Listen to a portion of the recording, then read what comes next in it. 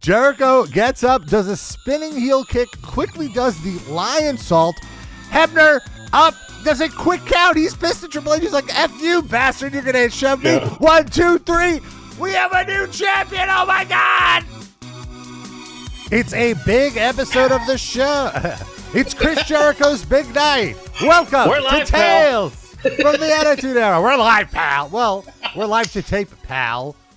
Welcome. Yeah. It's a big episode of Raw, an iconic episode, and I'm very excited to talk about it. Lots to get into on this episode of Raw. It's the April 17th, 2000 episode of Raw.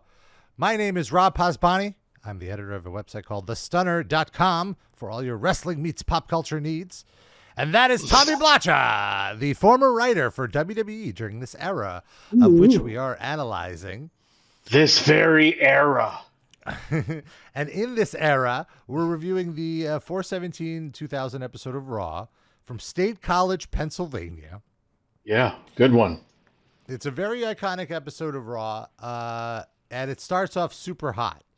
Now, you recently did Chris Jericho's podcast, Talk is Jericho, right, a few months ago, and he talked about this episode with you and how this was a moment in his WWE career where he felt like he was floundering, like he wasn't advancing. And I could see why. They gave him that China program to kind of test him, or you gave, like WWE gave him the China program to test him, and then it's over, and then he's got nothing. He's in the same position he was in when he did great work, as we've established. So he was ready that day to quit. And then you ran into him right before he was about to quit, right? Could you tell the story? Well, just that he was disgruntled, and it's interesting because when I watch them all now, and it's like, yeah, was he that floundering? But he's smart and he's savvy, and if you look at, we'll talk about that after. Anyways, he was disgruntled. He was pissed off. He was ready to quit, and we had just worked this thing out where it's like, look, we're going to give him the title. It's going to be controversial, whatever. But it was kind of like I got to tell him when he was like, what the fuck, this, that, and the other. And I just said, like, you're winning the title at the beginning of the show. And he was like, excuse me? I think what he said was like, he's like, I'm so pissed off. I'm going to storm into Vince's room and I'm going to tell him I quit. And you were like, oh, well, before you do that. Right, exactly. Yeah. You're winning. And it was almost like, it was kind of like, well, fuck you. You're ribbing me, or that's just a weird thing to say. Like, no, it's true, So let's take two steps back then. Yes. How was the decision made to run this angle? Can you take us through that booking meeting? What you remember of it? I just remember it was odd, and I don't know if something behind got into Vince's ear through agents or whatever, because I heard this obviously from Chris, but it was like he was setting things with other people, probably saying like, I'm pissed, I'm ready to go. So I think that's how it works. Sometimes that shit gets into Vince's ear and it's almost like, okay, well, let's do this. And we had always advocated for him. I know Gortz and I for, like whatever. And Vince just decided to be like, okay, we're going to do this. We're going to do this piece of business. And then it was good to be like working on, the referee angle and Hebner, getting him more in there. Well, that would make sense. So it just kind of like, just fleshed it out as it went. But, it's interesting because I really think of like, in retrospect, guys like Chris Jericho, who, a lot of people complain about this era of the business of being like, oh, they own your name. Well, you're doing this. Well, how do you get a push? This, that, the other. But you got to be a squeaky wheel. So it's like, and you look at guys like CM Punk and Jericho, it's like, how did they navigate through all these eras, owning their own name, getting titles, and even when Vince really wasn't someone who was like enamored with their size or their look or their abilities or even understood their gimmick that much. They pushed it, you know what I mean? It's like all the aspects of being a pro wrestler Chris Jericho has, and that's behind the scenes, really digging in, being there for everything, also complaining, you know what I mean? Doing all those things. It's fascinating. Like, that's what it takes to be a pro wrestler, not just like, I got the look, the ability, Of course, every case is different, but he is a consummate pro, to achieve what he's achieved. But it's incredible. Just I think it was last week or very recently we were discussing how, the WWE's kind of flat right now. Like the shows are a little flat. Nothing's really happening, but This absolutely broke that cycle. This was a very exciting television show, especially the first hour was super, super exciting. Like, this was exactly what you needed in this moment. Like, you needed this little jolt of energy for the whole show. Yeah, absolutely. And it had a lot to do with wrestling too. Yes. In the opening. And there was one of the greatest kickouts ever where you were like, oh, this is it. And then no, and it really was everything put together. Interesting. I'm here in Burbank at some offices, and I was talking to someone about who was a classic like Attitude Era fan, but just like someone who said like, yeah, whenever the wrestling came on, I turned it off, and then I'm realizing like, yeah, the Attitude Era grew so big, but it was for a lot of people like that who were like, oh my God, these characters are so great. Oh, the wrestling, let's get away from it. So it was kind of like a weird paradox or contradiction, if you will, of like the Attitude Era, a great era, huge ratings, but also bringing in fans who kind of turned the TV off when the actual wrestling was on. And that's a weird tension. If we're going through all this about like, clean finishes, this, that, good wrestling, Attitude Era sometimes betrays that. But this segment was like one of the few you'd have to put up there.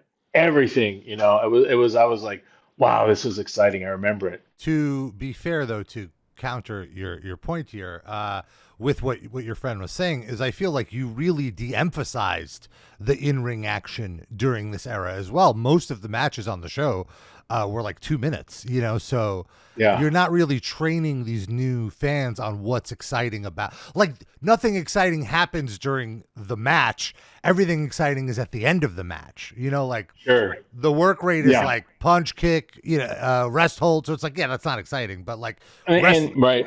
You're right.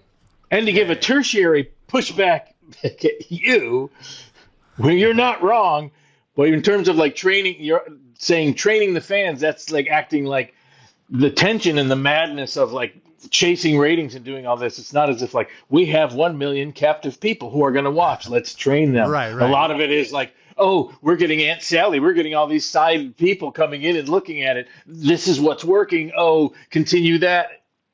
And there's contradictions totally within that formula, and that's what makes it like tough, and also why wrestling goes in cycles and what have you, and the hardcore stay behind, and all those dynamics. But I don't disagree with what you're saying, but at that time, I think you notice it on pay-per-views too, like when because the matches are longer, it's a longer show. The crowd almost is like, wait, what the fuck? What is this? Yeah. Well, wrestling itself was odd. I've always noticed, even as a kid, when you go live and they started to really incorporate the openings into like, wow, the openings are so great. Look at the Undertaker's opening, whatever. There's a moment when you're at a house show or any kind of live thing, like here's the build-up, here's the build-up, here's the build-up, and then music's gone, ding, ding, match starts. It's kind of like a lot of times like it's just deflating because people are like, oh, when you're there live, and then all you hear is the gadunk of the bumps on the map, and people are, oh, this is it. So you know what I mean? Yeah. It's like, and if it's your first time, you're like, wait a minute, no commentary? Like, whoa. Right, yeah. It can be really, So it really, it takes the performers to like build it, But I've seen that happen in a lot of like live matches and house shows. Like great entrance, ding ding, weird, shitty hookup, and oh, this match is flat. Like, yeah, bizarre. Well, this match was not flat. So we kick off hot. State College, Pennsylvania. Very, very good crowd. I was real like this almost felt like a pay-per-view for some of this. Yeah, it was so hot. Yeah. The odd thing about State College, I'll say, it's almost like the Twilight Zone if you've ever been there. It's like somehow it's 8 hours from everything. There's no way to fly into a close airport. It's just like driving in Pennsylvania, like farmlands, and then it's Penn State. I see. It's like between Pittsburgh and kind of close to Hershey, right? Like I had to look it up. I was like, where the hell is this? Yeah, and there's just something about it. It seems like it's near nothing. So it's almost like you're in a vacuum. So and then and the crowd was hot, and I remember. I imagine WWE does not go to State College anymore. This is like a holdover from previous tour itineraries. Yeah, I wonder. Although we went before because we had the famous Chris Jericho went and hopped the fence because and did promo at Beaver Stadium that's in Happy Valley. And we just like so you've been here before already. Yeah, that was like even been there within 6 months or 7, something. Right. Oh, it's that was, so it's like, yeah. Yeah, we're learning that it's Jericho versus Triple H tonight. I always love when a main event is announced, and it's actually happening right now at the top of the show. Jericho's coming out backstage. Triple H is finishing getting ready, and Stephanie says, "Did you hear what he called me last week?" Because of course that was where Jericho first coined the term, like bottom feeding hoe bag or whatever. We'll get to the exact verbiage in a little bit. Triple H says, "I'm going to show you how a real husband defends the honor of his wife." Who's the fake husband? But okay, I get it. Yeah. Oops. Jericho gets the mic, and he really needs it this week in terms of staking his claim, like putting his flag down. He says, "Welcome to Raw is Jericho. Last week, I was punished for calling Stephanie a bargain basement slut, filthy, disgusting, bottom-feeding trash bag hoe, and I've come to apologize to all the bargain basement sluts and the bottom-feeding trash bag hoes. I apologize to you for comparing you to that miserable slime bag pig that is Stephanie McMahon." Yeah, that was pretty fun. This is a heel promo, but it's like a great face line. Great for the face to go after the heel like that. And he says, "I apologize to everyone but Stephanie McMahon." Great way to get the crowd on his side. Crowd is super for him. Triple H's music hits.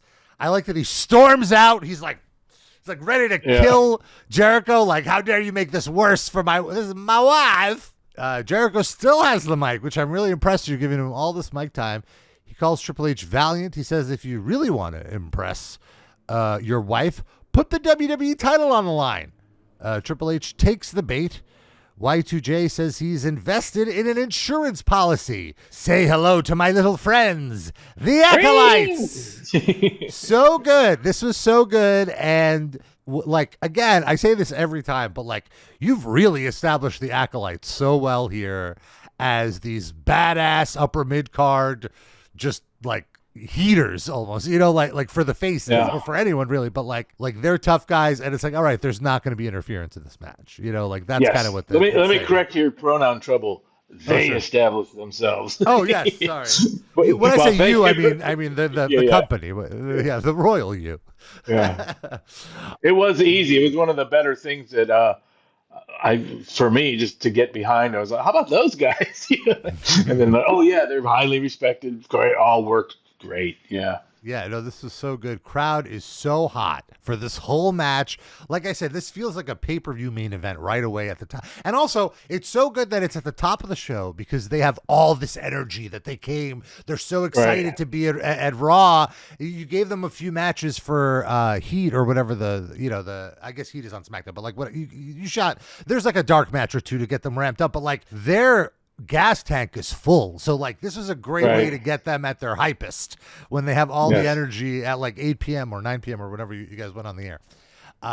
And every near fall gets that 1, 2, the crowd really is we're going to get something here. It was so exciting to watch. It was great. And you know what? Sometimes it's just it's like any sport or the play's good, but was it executed? This one was the timing, everything. And it was fascinating, too, because it wasn't really Jericho and Triple H worked together a lot. It wasn't they supposedly had a good rapport and good chemistry, but just being such pros when they came together and did this, I think, I bet I would say that the way that their attitude towards each other from the beginning of the segment to the end was completely different, Yeah, I would say going into it, arguably, they had bad rapport. I believe in Jericho's book, he mentioned that the two of them were at odds, that Triple H didn't quite trust Jericho coming from WCW, and Jericho really had a chip on his shoulder being hey, what the fuck do I have to do to prove myself to you? I'm here, And they had this great match. So to your point, it's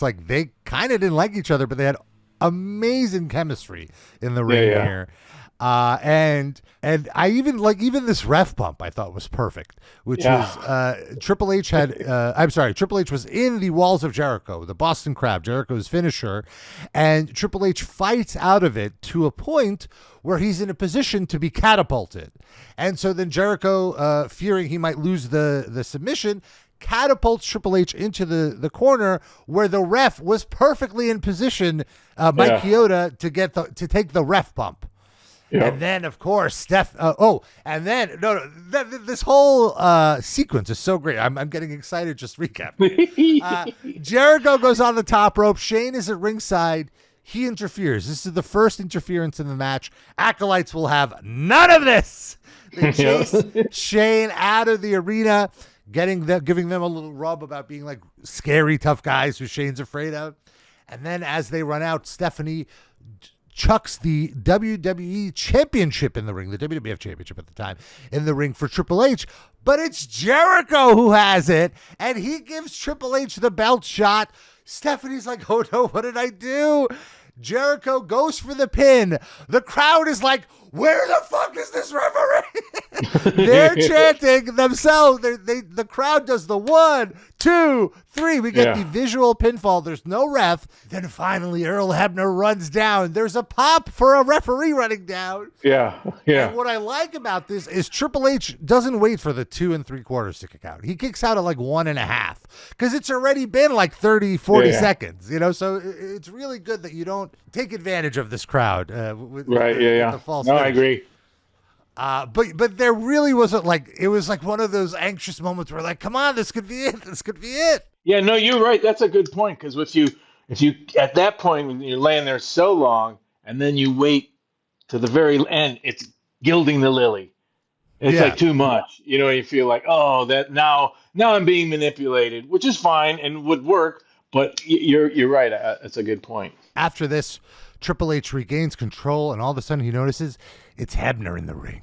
And he and Hebner have been getting along the last few weeks. He's been establishing this very well, where Hebner has been a thorn in DX's side. And he gets into a shouting match with Earl. He shoves Earl Hebner. Earl Hebner shoves him back.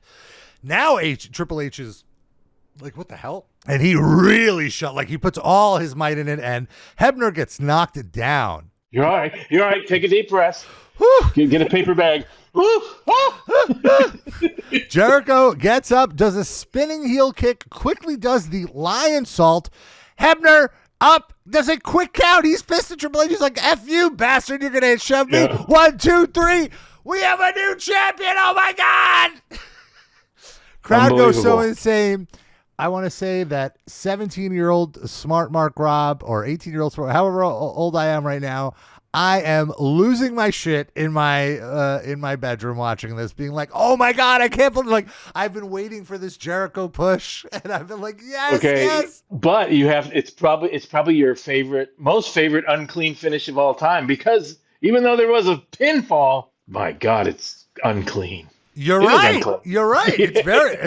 It's the epitome of unclean. But as we've established, when done well and done excitingly, this kind of dirty finish it's great. It doesn't matter. It's like, this is what the crowd want. Sometimes it could work. It could work with you. I tell you what, this is when you really break it down. This is one of my favorite all-time segments ever. But boy, it could have fucking went south so easily. There's so many moving parts. The timing was impeccable. And that's why I always relate this to remember, it's not just how it was booked. It's like a football play, fumble goes the other way, horrible, or incredibly executed. The timing of all these things stacking up, the placement, everything just came flawlessly. And you can't help, or I can't help sometimes when booking stuff, by looking at it, you're always like, oh God, this could go wrong. Oh God, that could go wrong. Oh, that takes the timing weird. Oh, he's not there where he's supposed to be. The person has to look around in a weird way.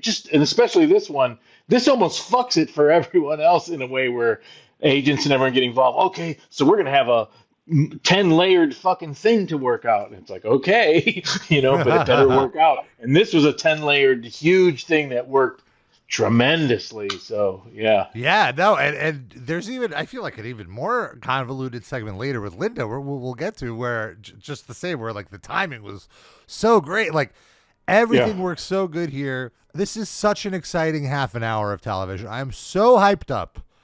And like, and I'm so excited that Jericho's the champion. And then we get a commercial break and it all goes to shit. Yep. After the break, there's a huge argument in the, hold on. I'm sorry. Before, let's go back to the celebration, because this is, after he wins the title, Jim Ross, with such a great line, he just goes, Jericho, Jericho, Jericho.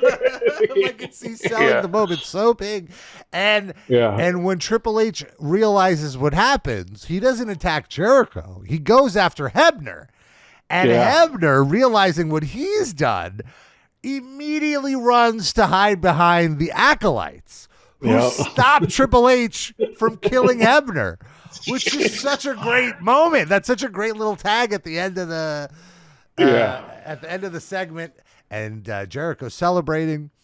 After the break, we all calm down. And you know what? I just have to interrupt, because whenever you can get things where you can make a huge moment, everyone's happy because there's not even a bump involved. It's just this moment of like stopping, and then the APA, and then just yelling Jericho. You're just like, oh my God, you just got everyone over. Triple H is getting him over as the heel, the orchestrator of all this. Incredible. APA's over. Jericho's getting his name yelled. And it's, even for the behind the scenes, it's so hilarious how wrestling works sometimes. And like, it's like politics, or someone like, okay, they're finally at their wits' end. Here, give him this. And now what can Jericho do? How disgruntled can he be when segment 1, he's got the title and they're yelling, Jericho, Jericho, Jericho. He's got to be like, well, all right, now I'm invested in, so it's just like, it pumped everyone up, and moving forward, it's just like, and that kind of like, in booking, when things are squirrely, it's like any locker room in sports, like, oh, people are mad, or this isn't happening. There's cracks in the foundation. Something like this is just a salve that like everybody's happy. From fans to, wrestler to superstars, everyone, it's good stuff. Absolutely. No, this was so great. This segment on its own, like, it's like, it's just a perfect Attitude Era segment. It's everything that was great about the Attitude Era. And then the next segment is a good example of something I hated about the Attitude Era. Okay. But I will admit, this is my 17-year-old smart Marcel. Like I as an adult, I get it watching it back, but like still the wounds.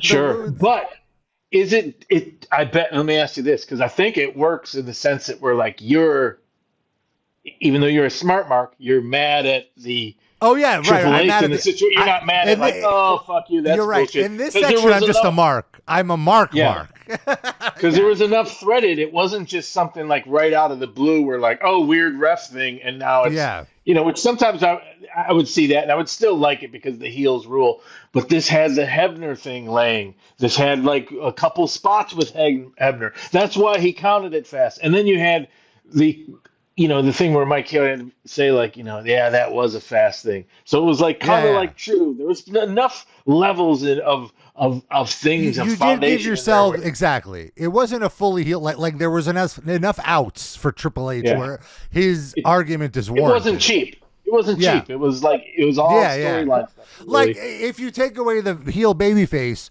Triple H was screwed by the ref. Like it was objectively a fast count. But Triple H deserved it, because he just shoved it. Anyway, that's just that's my detail. And this was really well. I mean, this whole episode, the production was so good. They're in the ref's locker room, and Triple H and Shane are chewing out Hebner, and then Triple H just grabs Hebner because he's obviously 3 times his size, and just escorts him out to ringside, puts him in a half Nelson. It looked kind of snug. You gotta make it look good. And crowd is chanting asshole, big heat. Why this also works, and this is something that bothered me about WWE in the last decade. Now they're getting better about it, is as a fan, I know who Earl Hebner is. I have, 15 years of history of like knowing like this is the lead WWE official. Like he has a sense of credibility. I feel for a while WWE tried to make their refs faceless, and I hated that. Like it's a real person. I'm looking at him. Don't gaslight me. Like, what's his name? What's his deal? It's fine. Right. And it could help for an angle like this. So Triple H is chewing out Hebner as Hebner is in a full Nelson with Shane McMahon restraining him. He says, I've been screwed. Put the footage on the screen. It was a screw job. He gets the original ref, Mike Chioda, to come out and says, Chioda, in your objective opinion, tell me that wasn't a fast count. I was screwed. And Chioda regrettably says, look, Earl, I'm sorry, but that was a fast count. And you could see Hebner being like really disappointed. Like, no, why? Triple H says he wants Earl to tell everyone he's going to reverse the decision. The match never took place. Nobody saw anything. Strike it from the record. Come on, Earl. And then Earl goes, no. Huge pop. Then they threaten to hurt him. And he says, all right, I'll reverse a decision on one term. And he kind of messes this up. Nobody touches me as long as I'm a WWE official. So like immediately you see what's happening. Like, what it's getting at. All right, you got a deal. If you reverse a decision, no one will touch you as long as you're a WWE official. He says, you're going to reverse a decision? Earl says, yes. Triple H says, then go get the title off that sawed-off midget, and you better never do that again. I thought that was unnecessary to call Jericho a sawed-off midget. That's just pure, that's a dig. That is off-script digs. And Triple H, we've talked about this on the show. Like he always loves to throw these digs at, like he does it about The Rock, about all of the people that he finds a threat at the time. He does these it works. In-character digs. Jericho comes out with a title around his waist. It looks great around his waist. And he just says, shut the hell up. It's not true that I beat you. I guess it's not true that your wife Stephanie slept with the entire locker room either. Okay. I think he said half. But or half the locker. Okay, sure, yeah. Again, I'm just constantly disturbed, I guess, that Vince is scripting his daughter to be a slut, like out of nowhere. Like nothing. Well, yeah. It's a family business. Whatever works, right? He didn't. It goes back to the episode about the slap. If you love our family and you are respectful of the family business, you'll really slap your mother in the face out there. You won't hold back. So these are just mere words, Rob. Yes. So Earl grabs the title from Jericho, brings it into the ring. Triple H says, no, I want you to put it around my waist. And he says, okay, Earl, before you go, I want to talk about the deal you made. As we said, I'm not going to touch you as long as you're a WWE official. You're fired. Your ass is fired. And then they destroy him. Triple H gives him the pedigree. And then all the refs come out. I was just like, wait, wasn't Jericho just out there? Like, shouldn't he help Earl? But I guess Earl kind of just screwed him, so he's like mad. Well, this thing just took on a life of its own, and these things were so juicy. Because I remember trying to work out things like, oh, shit, why isn't the Acolytes protecting Earl? So maybe we should have a thing where, like, well, we were just paid enough beer money for this. So, Yeah, it was weird. So I think, but then we thought, gosh, that kind of makes them kind of like heelish, even though they're kind of like, why bring it up? And then also it was just, because you go through all this stuff and then you're like, we're digging ourselves a hole that we don't need to explain. Fuck it. So when you really examine it, there is a couple things like, why didn't it's like, they just went off. You never know what's happening backstage. They're taking a shit and someone's, hey, what's happening? I don't know. The nature of weird run-ins. And so we just kind of this, it's clean enough. There's so many levels to this. So it just kind of that was I think a good decision. Like, I agree. No one will think of it till 20 years later. Like, hey, wait a minute. Didn't they? Who cares? No, it all, you could argue it all happened so fast that there was no time to do it. Yeah. I will say, even though I mentioned this, I don't think this, in my grilling of you with inconsistency, this is very low on the totem pole of this is totally acceptable. And sometimes momentum and pop trump logic sometimes. Right. If you're allowed that, you might call it artistic license in another genre. So before we go on, I want to read a comment from 2 weeks ago from our guy, our favorite attitudinal, PMFG, on the YouTube page. He was writing this in regards, you remember last week on Raw, or 2 weeks ago on our show, we talked about Triple H facing Taka Michinoku and how he kind of went into like Ric Flair mode, like overselling for him and making him look great before getting the win.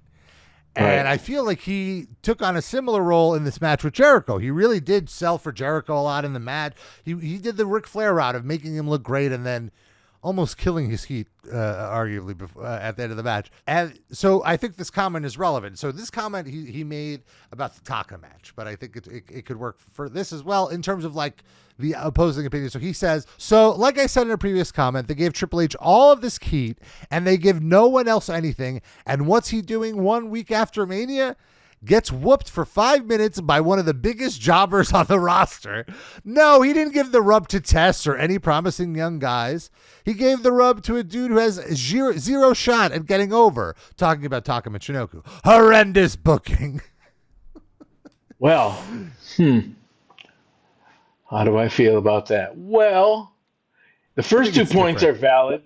The first 2 points are valid, but also, you know what? He's a pro wrestler who knows the business, and in the moment those spots worked. It isn't always about like the linear tracking of the booking, whatever. Those moments worked. That you're still servicing that fucking crowd at that fucking moment. I've seen Ric Flair, and I know other wrestlers complained about this. I've seen Ric Flair a couple times live in the 80s, UIC Pavilion in Chicago, sell to the ref. Where the same spot where he pushed the ref to push the ref finally like pushed him back and he bumped for the ref. And not only that, he did the almost like, please don't. Yeah, backing up. Oh, I love that. Yeah, I love that spot. So it was well, and then to talk, I know Ric Flair would say like, well, fuck it. That moment was massive. And I remember out of all the matches, it was like, holy shit, that spot brought the fucking house down. So same thing applies. I like him as a behind the scenes, as someone who's understands the business. I love him overselling for Taka Michinoku in the moment, because the moment also is like, like it happens in sports, like, who's this fucking guy batting ninth who's just came up from the minors? Holy fuck, he hit a home run off the fucking all-star pitcher. Shit like that happens. So you can't like make everything like T's crossed, I's dotted. Fuck it. That's how it's assembled. So I love that. I loved him selling to Taka Michinoku. One more. I agree. I agree with you completely with that. But one more thing I wanted to bring about this particular segment with Jericho, and it's something we've discussed, how this Vince idea that you really got to eat crow for like 2 years and then they'll start pushing you. Why couldn't Jericho just have won here and been the world champion? Like if he would have made an instant main eventer. An instant babyface main eventer if he had kept the title here, and like. Okay, well, here's my response. Why not have your cake and eat it too? Why not put Jericho up there, take away? Because remember also the problem with The Rock not getting the fucking belt. I still think Triple H and The Rock, it's something they're going to. Right. And this was something where everyone was like, okay, that's where it's going, and then holy smokes, what a surprise! So sometimes you just got to look at it like in the moment that. Raw, this is fantastic. So, you know what I mean? You got to put your nose in front of your face and go a day at a time. So, and believe me, for Vince, this was huge. This was, so there's my convoluted, scrambling answer. No, it makes sense. I mean, you already have the plan with The Rock and Triple H. Okay, if Jericho wins, what's the Backlash main event? Is it a triple threat? That's not as interesting. That's not as sellable as. And plus, he hasn't been in the main event yet. I understand, but like, it would be so cool if they actually did, like, because they never did anything like this. Like it was. They would never. This would be a hot shot. How about when the Iron Sheik won off Bob Backlund? That was surprising. Fair point. How long ago was that? Compared to but Backlund had it for like 5 years. Fair. All right. Well, let's move on then. Backstage, Eddie is studying for his GED. And John is like, we gotta go. We got a match. again, I'm going to say it every week, excellent chemistry between these two. Backstage, there's a limo. We haven't seen a limo in a while. It's Linda McMahon. She's here. Oh, what's she up to? We have a great tag team match. It's the Hardys versus Essa Rios and Eddie Guerrero. Work great match of the night. All four men are excellent. Eddie Guerrero, the veteran in the ring, leading the charge. Crowd chanting Latino Heat at the start of the match, where Eddie's the heel and he's getting the chant showing how over he is. Chyna interferes a little behind the ref's back, attacking Matt Hardy.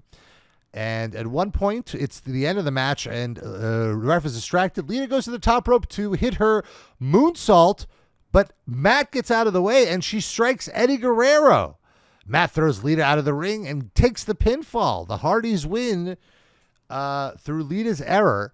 And after the match, Chyna is pissed, so she takes it out on Essa Rios, and she beats up Essa Rios. And then Eddie joins in on the attack. And Lita is nowhere to be found because she was thrown out of the ring by Matt Hardy earlier. Fun segment. Great. Good piece of business, as you say. Yeah, and also like just as, exciting, convoluted, kind of like in a weird way, a low stakes outcome, but like plenty of charisma and characters and, Yeah, you're getting the characters over, and you gave the Hardys a win. So it was all right. Linda McMahon is in her office. Shane comes in, and he's very friendly with her, gives her a kiss. It's her, he's a mama's boy. It's clear from this segment. Which I'm a little, like, for the character Linda McMahon, shouldn't she be a little upset with Shane, for what he's My God, Rob, it's her son. It's her flesh and blood. These relationships are complicated. You know that. That's fair. That's fair.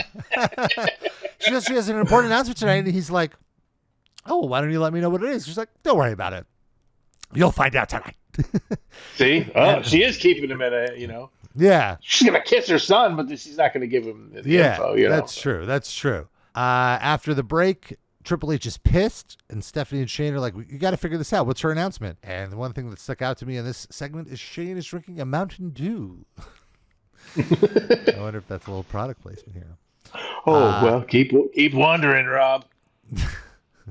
Here comes the new ECW champion. It's Taz. Taz won the ECW title over the weekend. We talked about this briefly on the last episode. Mike Awesome, who was the ECW champion at that time, was trying to leave the company to get a much bigger deal from WCW, but there was a contract tampering dispute.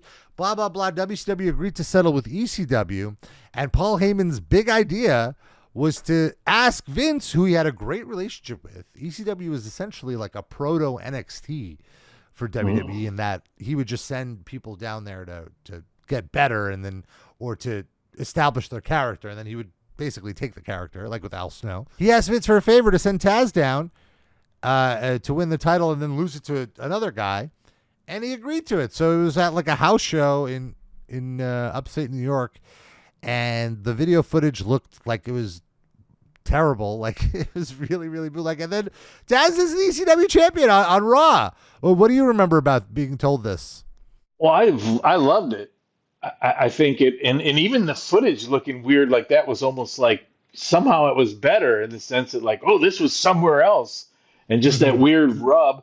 And to me, it just immediately reinvigorated Taz completely. And even if you were like a fan who were like, I don't even know about ECW or whatever, just someone, it's the reason like they're always manufacturing new belts. We're ourselves are Western heritage listeners and podcasters, so it's inside for everyone. But you know what I mean? There was just something about it where like you could say like, oh, what are they doing with Taz? And Taz kind of got caught in the deal when the Radicals came in immediately, like, holy shit, what space is it for me? And then weird, like, 6-man tags, this, that, and the other, and then boom, he's suddenly like relevant to me. I thought it was great in a really easy way with just like a video clip plug-in. It's like, oh, and kind of a nod to like there's another gnarly street tough, organization that he is a part of, so as a way to just, I don't know, I don't know if it would have worked right away if it had just been introduced as that, maybe, but where would it have gone? But I loved it. I think it worked great. I remember at the time being a little confused. Like, it felt a little confusing, almost like a step back for Taz. Because I say step back because they had such a nice farewell for him. Like, it was a very respectful, like, all right, Taz is moving on from ECW moment. And then like 3 months later, almost like the Mick Foley retirement thing, kind of like same kind of feeling I had. But I agree with you at the same time. That's coming from an ECW perspective. Yes. What you're saying. Yeah. Yes. So as a ECW hardcore, for sure. Sure. Well, and in fairness, that's the weird thing too, because for me, I think ECW influenced the whole Attitude Era completely, you know, and was the spark plug for it. But having said that, you know, you can't deny it's like one's like the minor leagues and one's like the major leagues in terms of money, you know, absolutely, reach and all that. So I think it was one of those things where, like, if you were to ask Taz or anyone or Heyman involved, like, yeah, we had such a nice setup. I don't think we're going to do this, Vince. It'd be like, oh, fuck yeah. Well, you're going to mention ECW on, you know, that's it. So I think it overrode that. But, you know, I hear your point. But still, it was very cool to see the ECW champion on Raw. Yeah. He's in a hardcore match. He didn't take the loss, so that was nice. You at least showed ECW the respect of not getting him pinned while champion. Yeah. Until SmackDown. We'll get to that on SmackDown. Jim Ross announced he's the champion. He's been the champion before, the ECW champion before, and he's the champion again. No mention of how he won the title. They're not mentioning Mike Goss. I'm not going to give him any rub. And Lawler ponders, has anybody in history gone from WWF into another federation and beat the champion and won the title? I don't think so, he says. And I certainly can't think of anything. Maybe something in Japan or something. I don't know. A tag, but I don't know. I don't think so, but that would be. And then Ross says it could be a daily double for Taz tonight as he challenges for the hardcore title. It's Crash Holly versus Taz versus Perry Saturn. Big ECW chant to start the event. I mean, you're in Pennsylvania. This is ECW country, so of course. Eventually, Hardcore Holly does a run-in, and he attacks Crash Holly. He's still not over the WrestleMania thing. And eventually, Hardcore does a brain buster on Saturn, and Crash Holly steals the pin, enraging Hardcore Holly. That's the segment. Yep. Oh, it works. I guess you're setting up a four-way for the pay-per-view with these guys. Sure. Backstage, Shane barges into Linda's room and says, this isn't the corporate environment. What's the announcement? You got to tell me. He's like, don't worry, I'll tell you right now because I'm going out to the ring. After the break, we have a interstitial with Kurt Angle at the local mall preaching abstinence. The best sex is no sex. He has a sign on one end. It says Olympic Heroes for Abstinent. And on the back, for abstinence, rather. And on the back, it says oral exams, not oral sex. I guess you guys found it quite humorous, the spiel against The Godfather on SmackDown, and decided to stretch it out. Yeah, and also, I remember there was an actual, like, Christian athletes fellowship or something. There was something in the air there. I can't remember who, but there was some... a lot of like pretty big athletes preaching like abstinence, and they had a couple weird videos somewhere at that, and that was like part of this too. Like, and the say what you will about it, morally that their videos and the way the message was delivered was pretty hilarious. This was great. Yeah, this was great. So Linda comes out. She's upset at all the injustices with The Rock, and she already could see how the deck is stacked against The Rock for Backlash. With Vince in Triple H's corner, and Shane and Stephanie would likely be there. She makes it clear The Rock never asked for her help, but Linda thinks this part is necessary. So she's here to announce The Rock will have somebody special in his corner. and she says, no, I know you're thinking about Mick Foley, but it's not Mick Foley. This is a one-time thing. And I like that she said that because... as a fan, you're like, well, who could be bigger than Mick Foley? There's only one person bigger than Mick Foley, but he's out injured. It can't be.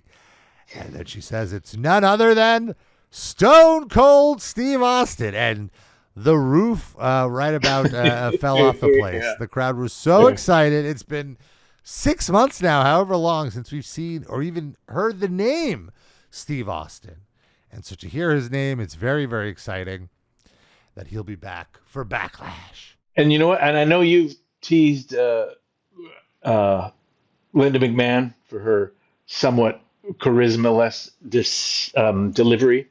Yes. But for some reason, I think it works so great here that she came out and made this announcement. We're talking about it just because all this like building, and then it's like mom coming out like, okay, here's the rules. You're not going to have a party in the house, and you know what I mean? The impact of even just that style of someone saying that and the authority, and it's a mom, all that shit like works, I think, on people even, subliminally if they don't understand it. It seems like, all right, ultimately, in our own family environments, there's been all kinds of stuff, but I'm sure you've been in situations where your mom in a measured tone says, all right, this is what's happening, and you're crushed because of her power. So no, I thought she was good here. I didn't even have any jokes or like she didn't bother me at all this episode. Her role was very good. Well done.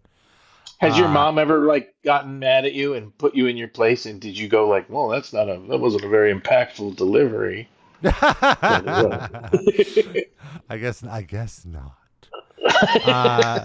Jim Ross announced Stone Cold is coming to Backlash. The Rattlesnake is coming back. Immediately, Stephanie, Shane, and Triple H come out. And he says, what's unfair is you coming down here and involving yourself in something that you don't understand, says Stephanie. She says, as Linda remembers, this regime has no problem slapping people. This is going to hurt me a lot more than it hurts you, she says. And she tells Linda, you have one chance to make this right. Do you take it back? And Linda goes, no, big pop. So Stephanie goes to slap Linda, and the timing here is excellent. Linda cuts her off and slaps Stephanie first, and then instantly regrets it, like being like, oh, what have I done? Oh, what have I done? I'm just a mother. I'm a corporate executive. I'm the future Secretary of Education. I thought that was really good and very believable that she didn't want to strike her daughter. She was forced to because in self-defense. The timing between that and then this next thing was perfect. Triple H, pissed off, instantly grabs Linda by the head, tucks her head in between his crotch to set her up for a pedigree. And as a fan, you're like, whoa, like this is an old woman taking a pedigree? That's great. Like, she's not Mae Young. She's not even a trained wrestler. Like, that's the difference here. And quite simply, it's a felony. And then instantly Shane does the like Tito Santana flying elbow at Triple H.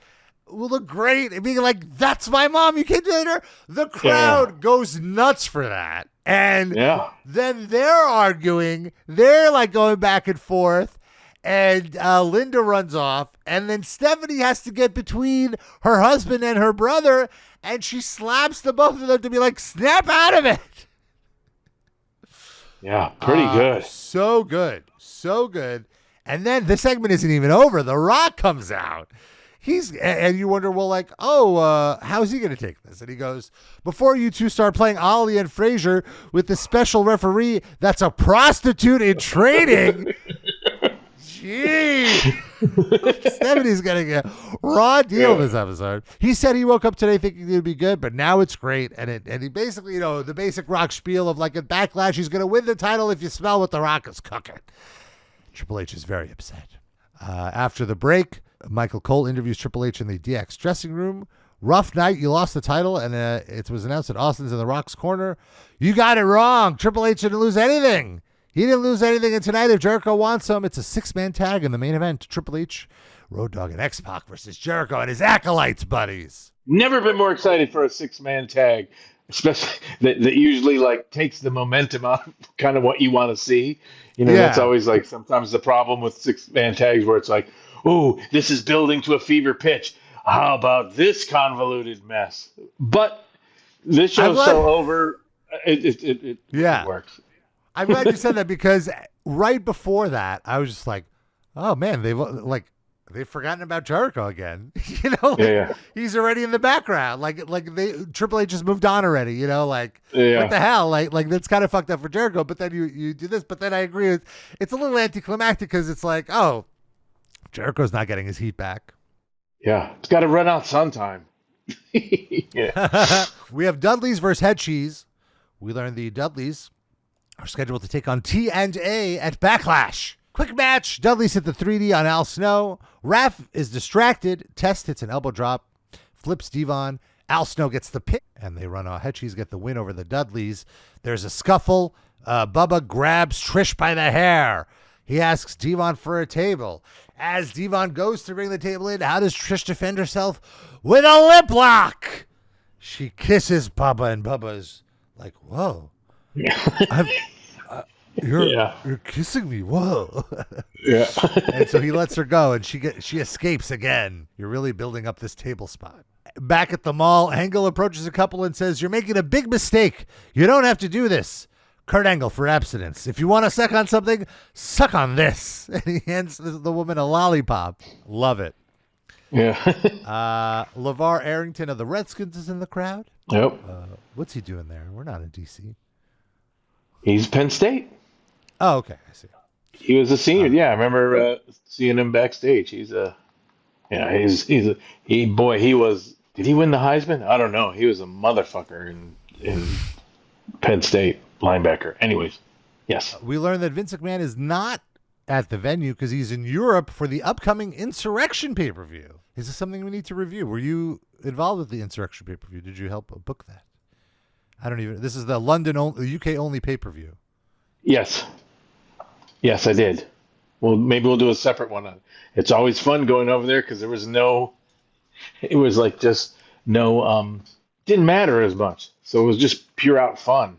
So I kind of went out and like, yeah, whatever. But I remember doing like some an fun enhanced stuff. house show almost, right? Yeah. I remember doing some fun stuff with Edge and Christian. Like, let's point out people's bad. I've never seen so many big ears and bad teeth and all kinds of like anti-English stuff. That was pretty fun. Fun pay-per-view. It's just crazy that they would have these they would have a big event. I guess this would be after Backlash because it's on May 6th of 2000. And they would have this big event and it would be in canon, but not really in canon. Yeah. and like they don't promote it on the main show. I guess they just got paid so much by the UK that they're like, whatever. Absolutely. And servicing that, those fans in that, in that respect. Yeah, there's plenty of big reasons. Yeah. We got Scotty 2 Hotty versus Dean Malenko for the light heavyweight title. As we mentioned, Grandmaster Sexay out injured for a few weeks. This is a good match. I enjoyed it. I've been enjoying these Malenko matches. Sad to see that this is likely the last one. And I noticed that when Scotty did the worm, this was the first time that Lawler spelled out WORM as he was doing the worm, which will soon evolve into the crowd spelling it out. But it's interesting how you're training the crowd. Like Lawler has to say it a few times and then the crowd will just do it. Shortly after Texas Cloverleaf, Scotty gets to the ropes. Then Malenko goes for a top rope superplex. Scotty hooks the legs into a roll-up after the superplex with his shoulders off the mat and steals the victory. We have a new light heavyweight champion. Clearly, you're trying to have Scotty give something for Scotty to do while Grandmaster Sexay is recovering. Oh, and I realized no Rikishi on the show. Angle is with a gaggle of teens in the mall, and he has a sign that says, "It feels great when you wait." The punchline of all of these segments is Big Show is just at the same mall giving out condoms. He has like a blown up condom over his head like a balloon. He's just like, everyone fuck. You fuck. Just, at least the good message is wear protection. Yeah. We have Bossman and Bull Buchanan versus Edge and Christian. This was a nothing match. Ends after the heels shove the ref. They attack Edge and Christian, and then Kane comes out and gets revenge on Bull and Bossman for attacking him last week. Maybe even setting up a match. An unnecessary match. Michael Cole interviews Jericho and APA backstage before the main event. Cole asks how Jericho can trust that Triple H didn't pay off the Acolytes. Did I write this question? Great question by Michael Cole. And APA just blow up at him like, hey, what the fuck? We're here with Jericho tonight. Don't you worry. We never take money from the McMahon Helmsleys. I like that. So Jericho could trust them. Backstage, Edge and Christian walk past DX, and DX tell him, hey, why don't you shine those belts up for us? Yeah, and they're like, yeah, fuck off. And then they get attacked from behind. Kind of look like Herbs here tonight, Edge and Christian. Also, it's like now they're faces again. You were kind of positioning them as heels, but you got a pay-per-view to book. They got to take on Road Dogg and X-Pac. And that goddamn Edge would just get those Kerry Von Erich high school lady pops. So he's a very attractive man. So we got a great Big Show Chef Boyardee commercial where he's walking through doorways and like breaking the walls and stuff. I really enjoyed it. And now it's time for the main event. Any Big Show Chef Boyardee comments? Just a strange endorsement. Kind of weirdly worked, and I kind of like the people from Chef Boyardee to be like, yeah, why not this weirdo? And the only thing I'll have to say is any Chef Boyardee product that I've ever eaten, even as a kid, tasted like metal and puke, and it's awful. Just cardboard and puke is how I describe it. Oh, just mushy raviolis. Yeah, just like terrible. Sorry, Chef. It's main event time. It's Jericho and the Acolytes versus Triple H, X-Pac, and Road Dogg. Jericho, in the beginning of the match, does a lion salt, almost gets another pin, which I thought was a nice callback to the earlier match. Acolytes and DX fight out of ringside. It's just Jericho and Triple H in the ring. Jericho attacks Triple H. Acolytes come back, but Bossman and Bull Buchanan attack them to kind of, diffuse the Acolyte threat. And then to completely get all the air out of the balloon, Triple H just wins clean with a pedigree. He's just completely letting Jericho know where he is on the totem pole and like killing any established rub that he may have given him earlier in the show. Like, that's it. He wins. That's my opinion. Right. Like this left a the end kind of like soured me. Like I thought, why couldn't Jericho get an actual win here? Like even by cheating, like another cheating win, just to get something out of this. Like get a, you know what I mean? Like Jericho at no point gets his heat back. Right. Well, maybe but sometimes when something's on the back burner like that, it's still in the air, for next time. It's not like, oh, you're just shoved off. It's kind of like, let's keep the family analogy going. Did you ever were a kid and be like, well, why can't I get the third present too? And then your mom's like, well, no, because that's enough. Why can't I have another ice cream? To within the WWF Attitude booking universe, you could have had The Rock sneak in and hit Triple H with a chair or something and then give Jericho the win that way. So it's not a clean win, but Jericho still gets a win and Triple H doesn't look bad. Like, why does Triple H need to look strong? I guess he was kind of herbed out a little bit. No, he wasn't, though. Because he's going on, he's going against The Rock. And then, and one might just say in the protocol of wrestling, like, hey, I did a bunch of favors for you this show. Now here's mine at the end. And that's the give and take of wrestling. Sometimes it isn't always just like storyline thing. It's a lot of like, hey, I appreciate that. So here's this, so that actually has some validity. So I think, I think that makes sense. I think you got to, why not? Triple H deserved it. He's been like orchestrating a lot of this. His timing's impeccable. He's a huge workhorse. So I don't have a problem with it. All right. Well, I just felt with Jericho, you could have pulled the trigger earlier. It's going to be a few years now, I think. Or I guess it's like a year and a half until Jericho gets back in the world title picture. And arguably it's only because of Paul Heyman and because Triple H ended up busting his quad or something that they needed a top guy. But he could have been ready already. Yeah, a lot of stuff going on, too. He's still got, like, Austin. Yeah, Undertaker. In the wings, so, No. Absolutely. I don't want to harp on it, but I just feel like my 17-year-old self would want to get that out. So just never put a sentence, I don't want to harp on it, followed by immediately, but I just feel that. That's like, I don't want to harp on it, but here's my harp. Let me harp. Yeah. I don't want to say anything negative, but I just didn't like da-da-da. No, but I thought this was an excellent episode of WWF Monday Night Raw. Yeah. Really injected some juice into like something that felt a little starting to get a little stagnant. And it's funny in talking about booking things. It is like being a football coach or something, because you don't have these feelings like, oh, this is great. All the shows, for the most part, are like ready to potentially blow up or fall apart. And that's the tension of like a sports coach being like, okay, does this play where we played great, we won, or same game plan, what a fucking disaster. So going into this one, there was really like that opening segment was like, oh god, there's a lot of moving parts. Oh, there's this is stacked, and this one just got its momentum, and everyone's like timing was impeccable, and it just and the hangover from all the WrestleMania stuff is gone and reset, and however it just worked out great. In fairness to my 17-year-old self, everyone remembers.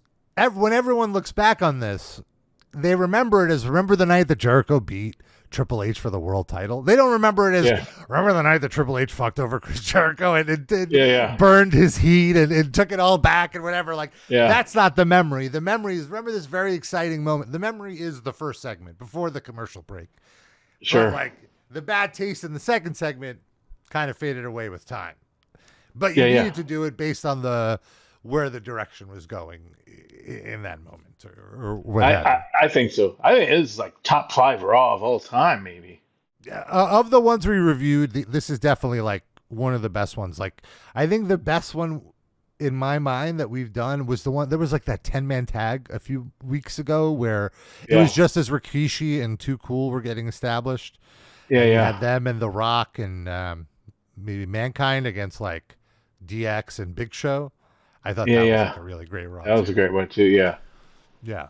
But no, this was absolutely great. And in terms of like crowd reaction, one of the best pops in Raw history. Like this is an all-time moment. Yeah. And this one came a little bit more out of left field to me personally, of being so like great. Maybe that's just because it was like sometimes you felt like, this one could fucking go.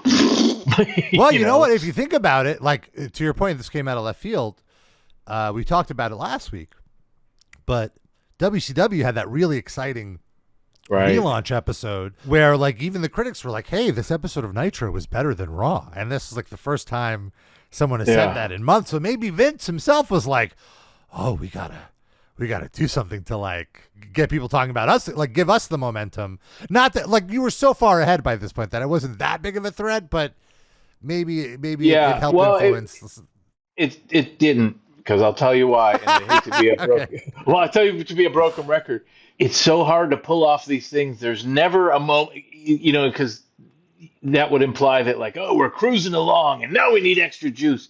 It's like, holy fuck, and we, sometimes that just has a negative effect. Because as everything's crazy, you're coming to a new city, you're trying to do all this, then someone going like, hey, this really needs to be good. Like, all right, fucking asshole, I'm trying to just fucking do this.